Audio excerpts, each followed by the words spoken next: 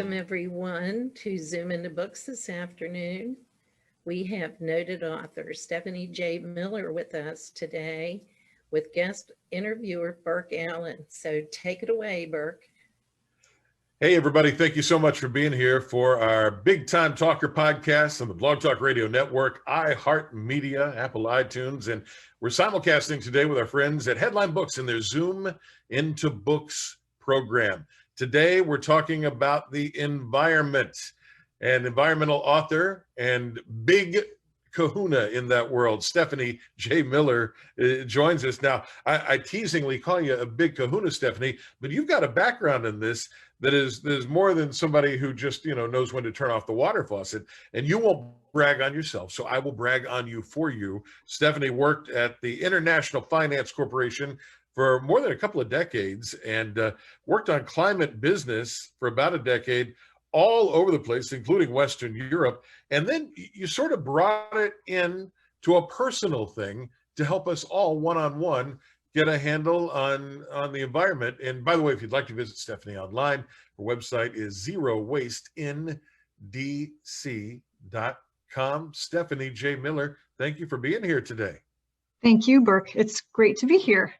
So the book is Zero Waste Living. It's from our friends at Changemakers Books, and it's part of their Resetting the Future series. When did this first become important to you? Well, when did environment become important to me, or zero waste living? Those are two very different answers. But basically, I'd like to think I was a conservationist from a young age, but I'm not sure I always walked the talk. And then when I was in my career on climate, the thing is, it was my job to help governments and private sector get on a more sustainable path when I was leading climate change in the private sector part of the world bank, and I wasn't doing much of anything in my own life. So when I finally left the organization after 25 years, decided I'd take a gap year, spend a bit more time with my son before he headed off to college, I thought, well, this is the perfect time for me to figure out what could I actually do. And so the answer to your question is about 2.5 years ago is when I got the bug. So that's interesting. In your corporate life, you're helping these big governments all over Western Europe do it, but at home, not so much. So there was a disconnect for you. Yeah, there was. I would come home, I would be giving a talk at a conference in Geneva or in Eastern Europe or in Asia, and I would get back from my trip exhausted. And every day when I was in DC working, exhausted, and knew, it was always at the back of my mind, I should be doing more, I should be recycling better, I should be buying products that are better for the environment, but I just didn't have time. And I also really honestly didn't know, I know flying has a huge footprint. I wasn't about to stop flying. That was part of my job. So I also was a bit confused about what it is that I could actually do. It's just little old me. What impact could I really have? So that confusion, and I think it's true for a lot of people, not just people leading climate change for organizations, it's paralyzing. It is really paralyzing. You've written this book, Zero Waste Living, the 80-20 way. And it really is about what each of us individually can do. But you touched on something I want to ask about. When you talk about it being paralyzing, I think it's that way for most people. We go, what difference does it make, really, if I, Burke Allen, use reusable bags at the grocery store when all of this craziness is happening and there's this massive pollution problem from China and on and on and on and on. So, let's call it out. Does it really matter? It does. I like to think there's sort of a three-legged stool: government, private sector, and consumers. We all have a role to play. I'm not giving a pass at all to government and private sector. There's a lot they have to do, and there's a lot they have to do urgently. This is where we are today is not the fault of the consumer, but that doesn't mean the consumer can't do anything about it. And what I wanted to try to set out to figure out is, if you're busy, if you don't quit your job like I did for a year, if you're busy, how do you fit the really impactful but easy things into your life? Because there's really no excuse for us not to do those really easy and impactful things. So that to me was important. And yes, I can give you some examples, but it makes a huge difference. Stephanie J. Miller is our guest today. If you happen to be scrolling through your Facebook live feed right now and you see us talking about the environment, you want to pop a question in about how you can do better at home, then send us a message in the chat room. We'll be happy to answer it. If you're listening to us on the podcast, the Big Time Talker podcast, brought to you by Speaker Match, send me a note and we'll get it right over to Stephanie, or visit her online at zerowasteinDC.com. You're based in DC, thus the NDC on the website, but this stuff works everywhere, right? Yes, when I started, I was really focused on local, and then shortly after the pandemic hit, and I find, I'm talking to people across the country, across the world. So a lot of the stuff is, very translatable in other places as well. But yes, I'm based in DC, not too far from you in Reston. That's right down the road. But does that mean that I'm going to have to bicycle down to see you? I can't drive my car anymore?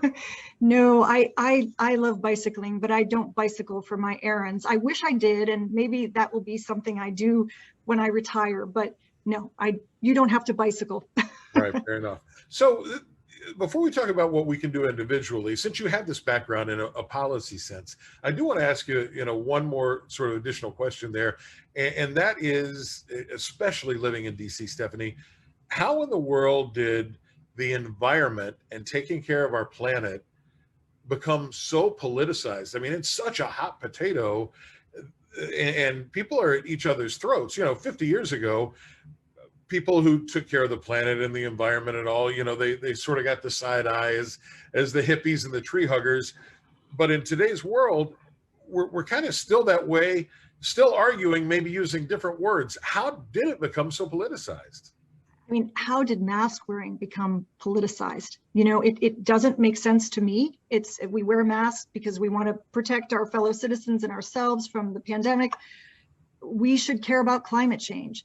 I think there are reasons why big business, and I worked with big business for many years, so I understand their perspective, but big business wants to make profit.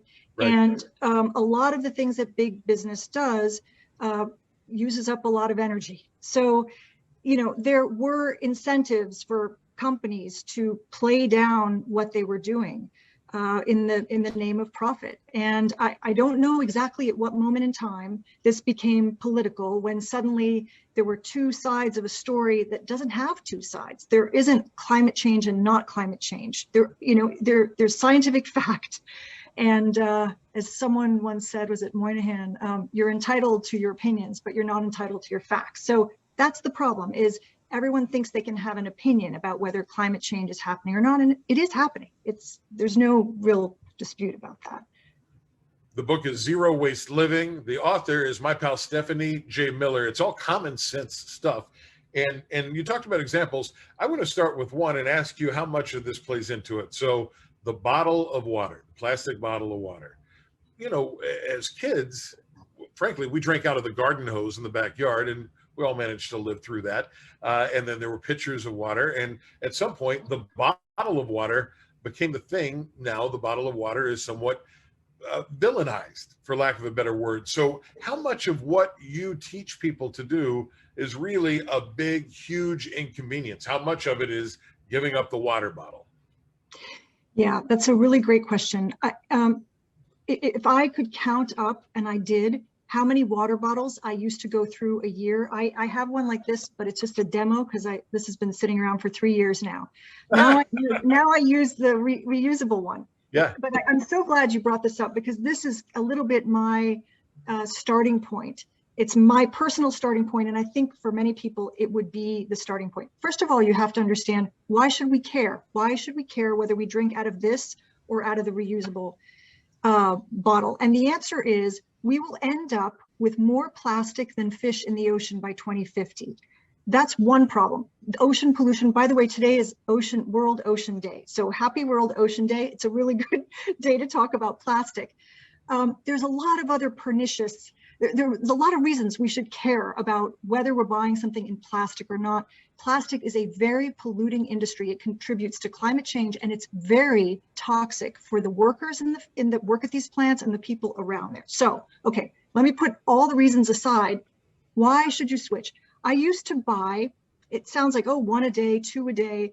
On a good day, a bad day, meaning I would buy a couple of these at work every day. And I Right. didn't think about it. I was busy. I didn't have time to go refill my water bottle. I just needed the water bottle that was available to me. So that meant I was going through 700 plus of these a year. Multiply that by however many people you know that use water bottles. That's thousands, and then you're talking about millions. And these, unfortunately, 9% of plastic gets recycled. Much of it does not. And that's why you've got this ocean problem that we talked about. My theory about the switching over from, say, if you drink your water out of a plastic water bottle, to switching over to one of these, that's the first thing I did, is it raises your awareness. You suddenly, at least this is what happened to me, you have this awareness about all the single-use plastic in your life. You start to see it everywhere. And then you start to wonder what you can do about it. And to me, that's the goal. It's not to never buy one of these again. I'm sure I will buy another one of these again in my life, even though I've made promises not to, because sometimes you don't have a choice. Right. It's not about beating yourself up about not doing it. It's about figuring out what you can do. And when there's an easy alternative like this, that's one I think even really busy people could get their heads around. It's interesting when you put the math to it, and as you just did, and you think about, geez, you do 2 of those a day at work, and that's 700 in a year, and maybe 100 million people around the country do that same thing. And then that's just this country. And yeah, you play it out over the world. That's a huge number. It's astronomical, and it's hard to even get your head around. And which is why I think it's exciting when you realize, well, you can chip away at the problem, and actually you can do more than chip away at the problem. You can actually drastically reduce your single-use plastic, because there's almost always an alternative in more sustainable packaging or no packaging. I can give you some other examples if you want. Oh, and you're gonna, because we've got questions that are coming in. Stephanie J. Miller, our guest today. If you're watching online right now, it's Zoom Into Books and our simulcast with the Big Time Talker podcast. Stephanie's cool book, which is really short and easy to read, is Zero Waste Living, the 80-20 Way. It's not a policy wonk book. It's very helpful tips on what you can do on your own to make it better. Stephanie, we have a question that's come in on our Facebook live chat. It says here, keep in mind, Hugh Scott, the Republican leader of the Senate, appeared at the very first Earth Day in Philadelphia. Jacob Javits, Republican senator from New York. If you ever spend time in New York, you may be familiar with the Jacob Javits Center. He was at the New York Earth Day. What happened? Well, I think when they showed up, this was, as you said, not a political issue. It has become a political issue. Right. And I think, there are many Republicans who support climate change mitigation and adaptation measures. So I think we all need to care about this. I think there's many people can do. Politicians have a huge role to play in influencing what kind of regulations businesses and individuals can, mostly businesses need to undertake some new ways of doing business. So you talked about examples. The plastic is a huge example. And I think about, the typical office workplace and having the water cooler and making, other cups or glasses available, but something that's not plastics related. What else? Give me another example of what I could do easily at home to cut my footprint. Yeah, so a really big one and an eye-opening one for me. I worked in climate change and I didn't realize how big an issue this was. Food waste. So if food waste were a country, it would be ranked 3rd behind the US and China in terms of greenhouse gas emissions. It is a huge part of the problem. Why? Because when food ends up in the landfill, there's no opportunity for oxygen to work its way and decompose the food. And so you end up with methane being produced instead of CO2. And methane is a much more powerful greenhouse gas compared to CO2. So there's something we can do about that. Why? Because food waste, and you're not going to believe this, or at least you may, but I didn't when I heard it. Yes, it occurs at the farm. Yes, it occurs in restaurants. It occurs in grocery stores. But the single biggest culprit, if you will, the single biggest source of food waste that ends up in landfills is us, the consumer. At the household level, we contribute more than 40% of the food waste to the food waste problem. Wow. So what can you do about that? Anyway, you asked me another example, but that's something that there is no single other group of, if you group the problem, no one has more influence on that problem than the household level. So that's something we can do a lot about. That's an amazing figure. And Stephanie, I grew up in the Appalachian coal fields. You know, we were just all varying degrees of poor. And so the three words I heard on a daily basis were clean your plate. And, you know, you left nothing on the table, and mom and dad didn't over prepare.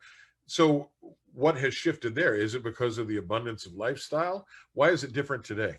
Yeah, I think it really is. I mean, I'm not saying we need to go back to the days of our grandparents, but there are a lot of things we could borrow from them and bring back that would make a lot of sense. Yeah, clean your plate is a big one. What changed? Yes, I mean, we have an abundance. There are so many more options in the grocery stores today than when we were growing up. You and I think we're about the same age.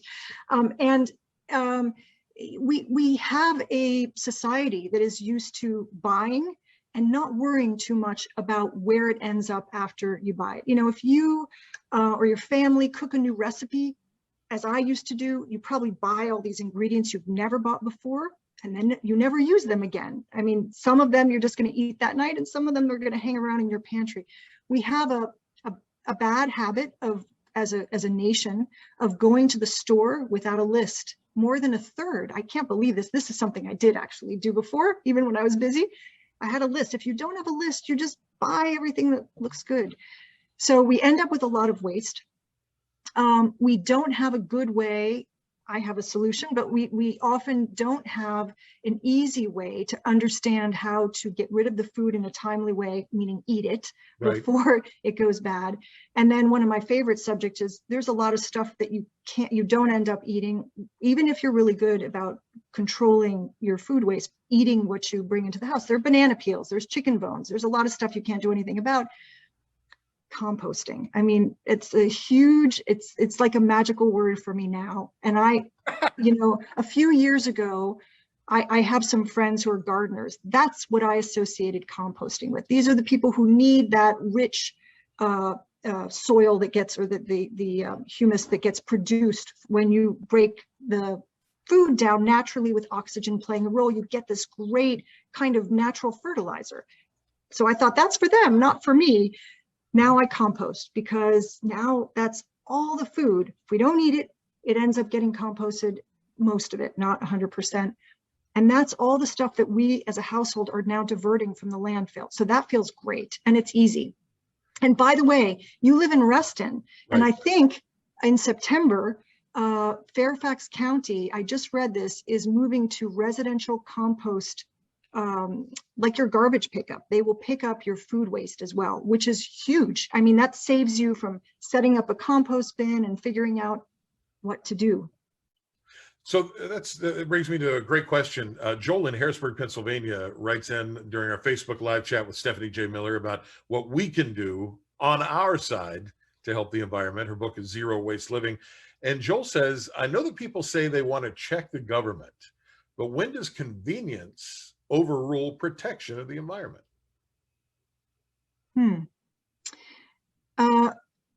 I think it's, I don't know where the question is coming from, but we are used to our creature comforts. We are used to convenience. We all know what happened during the pandemic, right? We started ordering everything online. Amazon went, you know, crazy. Sure. So I don't want to live a life that is deprived of convenience, for sure. I think it's a balancing act though, right? It's again, you know, we didn't talk yet about what I mean by 80-20, but basically, I mean, don't try to do everything. Do the things that are easy for you to do. And I'll give you one example. I have a friend, I did an audit of her recycle bin, and she had no idea how many plastic yogurt cups her family went through in a week until we did an audit of her weekly recycling. And she wasn't going to start making yogurt. But then the pandemic happened, and she said, you know what, there's a problem and I have some time on my hands. I'm going to start making yogurt. So that's not for everybody, but there are things we can do. There's a lot that we can't do, but there is so much that we could do that if we did around food, around plastics, around recycling, would make a huge difference. You mentioned you had an example on cutting down food waste. So I wanted to go back to that before we forget. And secondarily, if you live in a city, because we have people who listen and watch Zoom Into Books and the Big Time Talker from all over the country, all over the world. How does a city dweller like you, how do you compost? But first, the example on cutting down food waste. You said it's a good one. I don't want to use it. So I've come up with what I call the daily fridge review. It sounds like it might be a burdensome thing to do, but it's not. 2 minutes a day. I promise if you do it every day, it's 2 minutes a day. And the goal is to go into your fridge. Maybe it's 8:30 in the morning, maybe it's 6 o'clock at night, doesn't matter. And the goal is to bring forward the food that's about to go bad. Because how many times do we end up saying, oh, can't find anything in the fridge, let me get rid of stuff. And you open up all these containers, takeout or just your own, and they're filled with things you don't even recognize anymore. So the goal is, and that was us. And sometimes that's still us, by the way. I'm not perfect, but when we're doing it right, we do it every day. The other thing we do is I have a shelf I label Eat Me First, because I'm the one who does the fridge review, but not everybody knows, okay, this stuff, if we don't eat it today, tomorrow it's not going to be good anymore. Aim here first. So that's something we do. It's made a tremendous difference in how much we eat. We now have a leftovers night where all that stuff we know is not going to make it on its own. You know, we put it together and have a leftovers night. It's not that big a deal, right? And when you know how much of a difference it makes, at least for me, it propelled me to, do this disciplined thing. That's smart. The daily fridge review. All right. And city dwellers, how do you compost? What do you do? What does that actually look like? Yeah. So I am a city dweller, but I'm in DC, but I'm in the, suburbs. It feels suburban here. So as I mentioned, I did finally start my own composting in the backyard. Not everybody has time or wants to tackle that. There are a lot of other options. If you happen to live in the DC area, for example, and this is happening more and more across the country, the city, because the municipalities and states are recognizing how big a problem food waste is, they are trying to make it easier for you. So in DC, in every ward in DC, on the weekends, there are farmers markets that always are there that have a drop-off compost area. So you can take, say, your bag's worth of compost, and if you don't want it smelling up your fridge, you can put it in your freezer, and you bring it down to the market. We do that when we've got stuff I don't want to put in my, I don't want to attract any rats. There's certain things like bread I don't put in my own compost bin. That's one option. And then I just came across this really cool app. It's a little like, it reminds me of kind of like a dating service for composters. It matches people who want to compost their stuff, but they don't, like a city dweller doesn't have a facility, with people who are fine composting and taking other people's compost. This app is called Share Waste, and it exists, you can Google it anywhere in any city in the US, and it will tell you which people near you, if you're the one with the food that you want to drop off, are taking it. And they tell you, just leave it by the back door or whatever. And that's a really great thing to do. I was unexpectedly in a hotel for a month helping a sick relative in Phoenix. And I had a kitchenette. I stored my compostables. Maybe this sounds extreme to you, but I stored them in the freezer. And then I brought them every week or two to this Share Waste really great person who was fine with my dropping it off. So there are solutions.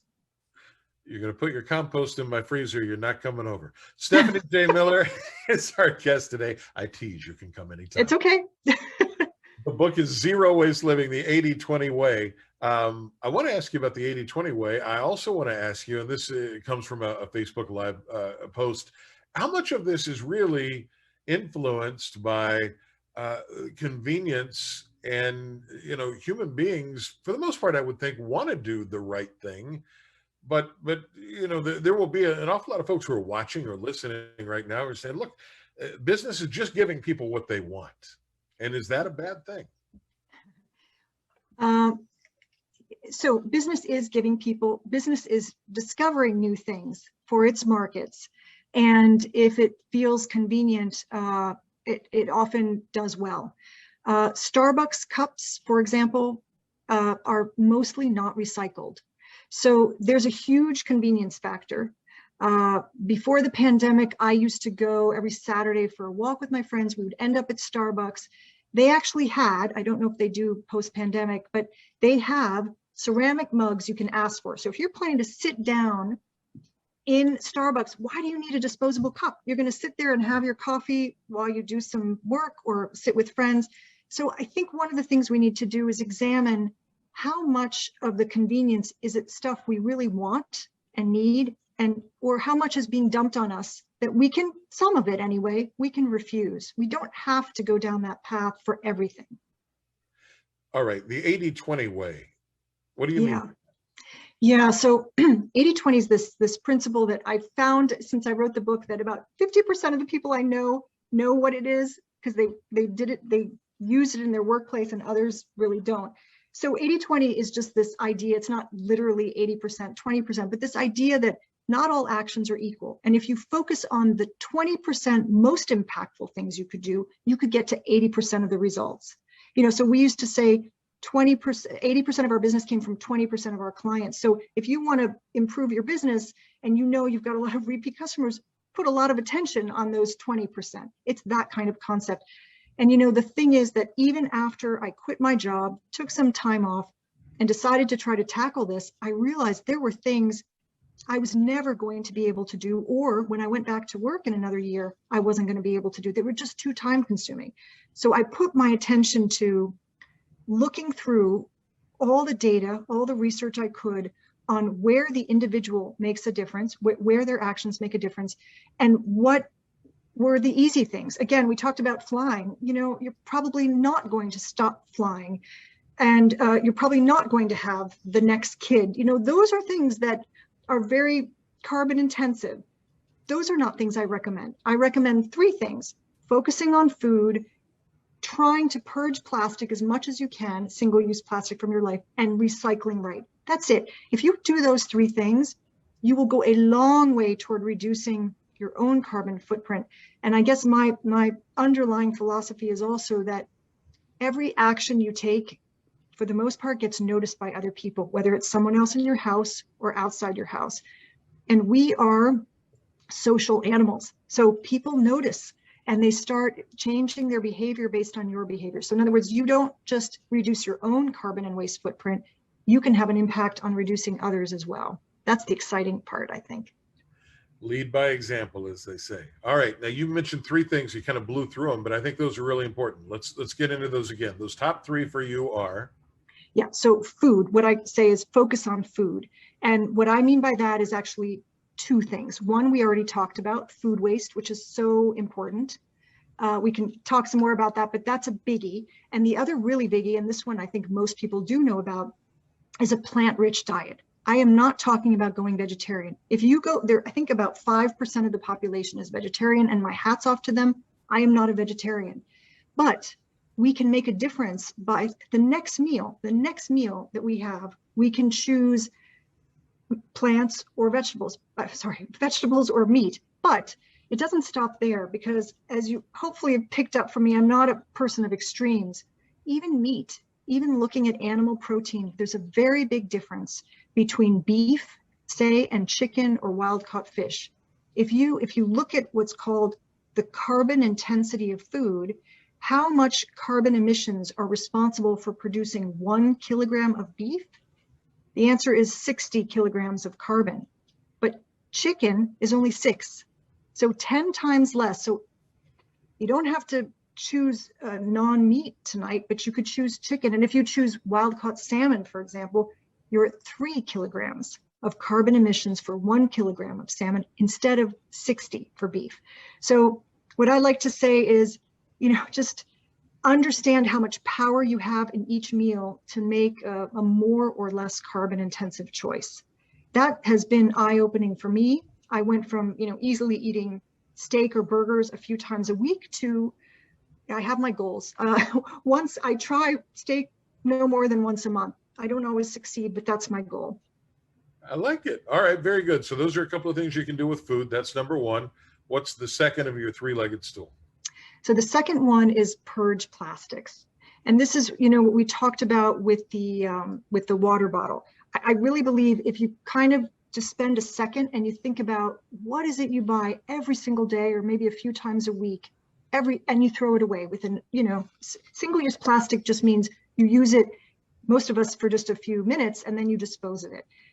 For me, it was the plastic water bottle. For other people, it might be something completely different. For a lot of us during the pandemic, this might look familiar. This is the plastic takeout container. Now, this is a really interesting thing because you probably know how much more, you have a sense of how much more you've gone through these this year than, say, a couple years ago. I think most of us have. So the top part is a plastic, this clear plastic, very recyclable, but plastic only gets recycled once or twice and then it loses its ability to reform. So that's the end of the life of it. But this part is recyclable. This part, in some jurisdictions, I'm showing you the black plastic at the bottom of the takeout container. It is not a high, you talk about private sector, it is not a high value product whatsoever. It's very hard to recycle. And so even if your jurisdiction allows you to place black plastic in your recycle bin, a lot of times it doesn't end up getting recycled. So what's the alternative? Well, what we started doing during the pandemic is we started bringing our own takeout containers. You can use either the plastic ones you already have, or your own, as long as they're clean. We do not have any issue calling up our local Chinese, Thai, Greek restaurants, Indian. They all accept when we call and place our order for pickup. Will you put them in our plastic containers? They say no problem. So we just have to come a few minutes before the order's ready and we pick it up. It's a little less convenient, yes, because you have to go down there instead of getting it delivered. But if it's a neighborhood place, and most of them will say, yes, they want your business. Even during the pandemic, we did this. So it's worth asking. I can give you other examples. One of the things you might have come into your mind if you do the grocery shopping in your family is you probably use those plastic produce bags. Which I don't know about you. I have something doesn't allow me to open those very easily, but that's another story. That's right. When most people, and when I grocery shopped, I would go through 5, 6, 7, 8 of those in one go, right? You can bring your own reusable cotton produce bags and put your apples or lemons or whatever in here. You could even just put them in the cart naked, but anyway, you don't have to package them. But if you want to, I bring a bunch of these to the store, 7 or 8, and that's what I use to put my produce in. That's cut down on all that plastic, which again, you touch it for the minute when you package it and then you throw it away when you get home. Right. Those are some examples. If there are questions on other examples, I have lots, but those are easy though. And I love they're easy. The whole thought of I would never have thought about taking my own containers for takeout. I have thought about using those containers as bachelor Tupperware for many years now. Which is a whole different way to keep it in the family. Zero Waste Living is the book. The 80-20 Way. Stephanie J. Miller is our guest. All right, we talked about 2 of your 3 top things that we can do. What's the third? So the third is recycling right. So recycling is a fascinating thing. I actually spent, when I decided I'd do this research, I went to all the recycling facilities in the region that would allow the public. And it's amazing. And if you ever have time to do it, it's a cool thing to do. But if most people don't, and I would say I learned a lot of things. And one of them is that, again, not everything is equal. There's some things you put in the recycle bin that will have such a huge impact on energy and water savings, and others much less. So for example, an aluminum can, whether it's your dog food can or your soda can, that is so easily recyclable. That wasn't one of the things that was ever sent to China for recycling because there's such a market for it here. You put that in the bin, 60 days later, it is refurbished and back on the shelf. It is melted down, made into another can, and back on the shelf again. It's fascinating. And metals is infinitely recyclable. So what I say is if you're buying St. Croix water and you're not willing to give up your St. Croix water, you don't have to buy it in plastic. You can buy it in aluminum cans, much better.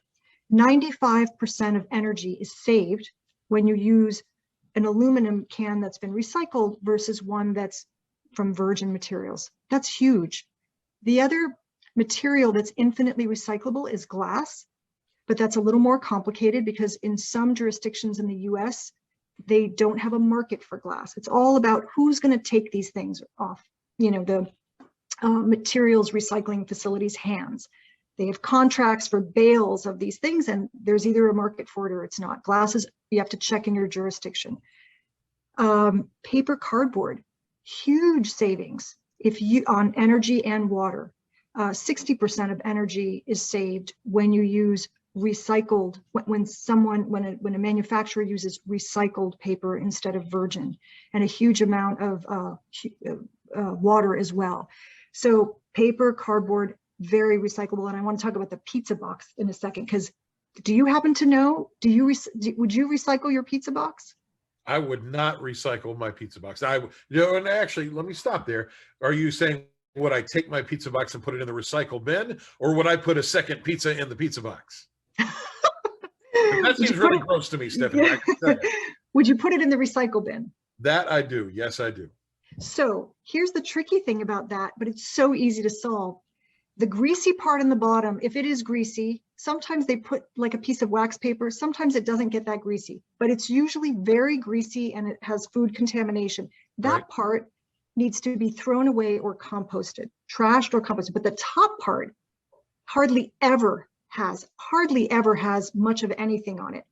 You'll notice I've never seen a pizza box that doesn't have one of those ridged, perforated things where you can just tear it off. Top off, yeah. Yeah, so that's what we do. You tear off the top, put it in the recycle bin, take off a little food if there's anything on it, and the bottom part, if it's super greasy, you throw it away, or if you have access to compost, then compost it.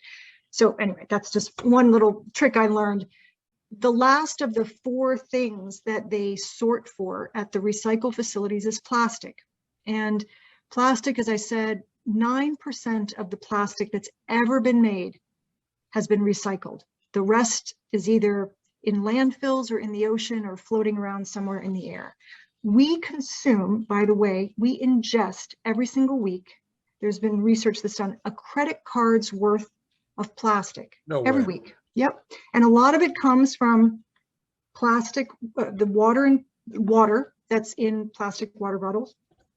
Some of it is in beer, because anyway, there's a few different sources of where we get, a lot of it's in the air as well. So we ingest this stuff. Okay, so plastics, it's important to get it right, even though plastics is only recycled 1 to 2 times, not like metals infinitely, not like glass infinitely. I forgot to say paper is recyclable and cardboard 7 to 9 times. Plastic only once or twice. So what that tells me is we better get it right. We better put the right things in the recycle bin. And then we have an opportunity to kind of look at that equation and say, well, if this is more sustainable than that, is there anything I can do about it? Can I reduce the plastic, for example, in my life? You're coming after my straws, aren't you? Yes, I have a metal straw I'll send you, Burke. I knew I have it. an extra one. I have an extra one. I knew this was going to happen. Stephanie J. Miller's book, Zero Waste Living, the 80-20 Way. It's really easy when you have a strategy in place, and it's not a difficult strategy. We're not talking about a term paper here. These are very simple, easy to do things. All right, we're in the summer season. Before we wrap up, can you give me a couple of tips for cutting down waste at picnics, 4th of July picnics, outdoor gatherings? How can we get around some of that?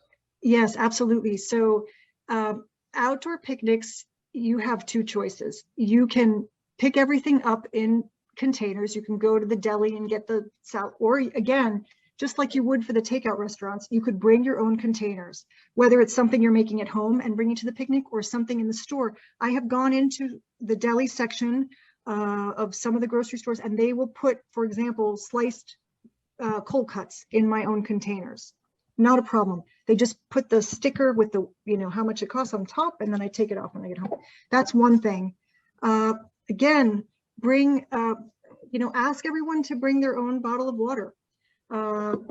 And my favorite thing is, we have no problem coming to a picnic and bringing a nice little tablecloth we put on the grass or on the picnic bench. Why do we then use plastic cups and paper napkins? Paper napkins are, by the way, not recyclable, they're compostable. Bring your own napkins. Anyway, you could leave the picnic area, with all the food eaten or put back in your own containers with not a shred of waste. It's possible. All right. You've got the plan. You can find it in the book, Zero Waste Living, the 80/20 Way, or visit Stephanie J. Miller. The website is zerowastendc.com. And you actually help people out. If they want to, they're really serious about it, they want to get it together, you can put a sort of a step-by-step custom plan together for them, sort of an audit of how to cut down their waste, right? Yeah, I just did a recycle audit for a building on Connecticut Avenue where we had 35 people, and we went through, you know, what works, what doesn't, lots of questions. And I love these questions. So that's kind of my thing. I'm always happy to help. I dig it. And by the way, the individual yogurt cups, not coming into my place anymore. I'm going to get a big tub at one time. So then it's just once. That's even better. That's a great, yep, that's 80/20. See? Well done, Stephanie J. Miller. This was worth the price of admission. Thank you. And thanks to our friends at Headline Books for having us today in their Zoom into Books program. Thank you to our sponsor, SpeakerMatch.com, the world's largest online virtual speakers bureau. Thank you for watching and listening to our Big Time Talker podcast today. And special thanks to my friend and our guest, Stephanie J. Miller. The book is Zero Waste Living, the 80/20 Way. It's part of the Resetting Our Future series from Changemakers Books. Thank you, Headline Books. Thank you for watching and listening. Wherever you go, whatever you do, make it a great day. Bye, everybody. Bye.